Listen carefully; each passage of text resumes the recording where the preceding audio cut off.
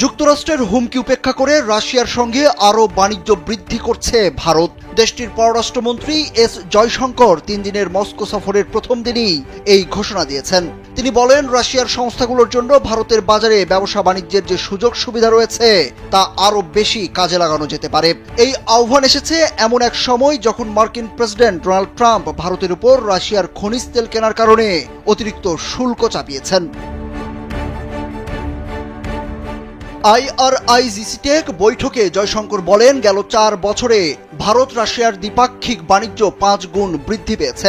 জটিল ভূরাজনৈতিক পরিস্থিতির মধ্যেও দুই দেশের শীর্ষ নেতারা ঘনিষ্ঠ সম্পর্ক বজায় রাখছেন এবং বিশেষ কৌশলগত অংশীদারিত্ব আরও এগিয়ে নিয়ে যাওয়ার জন্য প্রতিশ্রুতিবদ্ধ। ভারতের পররাষ্ট্রমন্ত্রী বলেন, মেক ইন ইন্ডিয়া সহ বেশ কিছু উদ্যোগ রয়েছে যেগুলো বিদেশি ব্যবসার জন্য নতুন সুযোগের দ্বার খুলে দিয়েছে।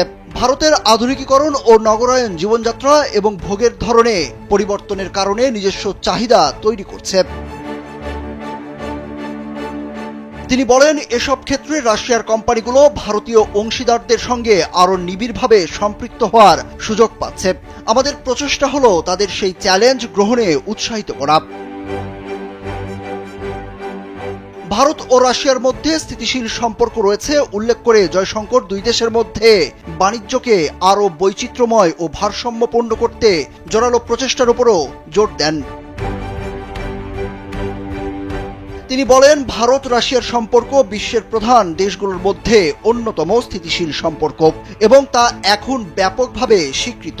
জয়শঙ্কর প্রবৃদ্ধি বাড়ানো ও উন্নয়ন ত্বরান্বিত করার জন্য আরও গভীর সহযোগিতার আহ্বান জানান এবং ভারত যৌথ বিনিয়োগ, যৌথ উদ্যোগ ও অন্যান্য ধরনের সহযোগিতা নিয়ে এগিয়ে আসতে প্রস্তুত বলেও উল্লেখ করেন তিনি।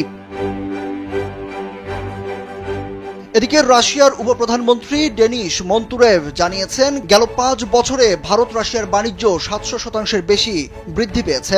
ভারত এখন রাশিয়ার শীর্ষ 3টি বাণিজ্যিক অংশীদার দেশের মধ্যে রয়েছে।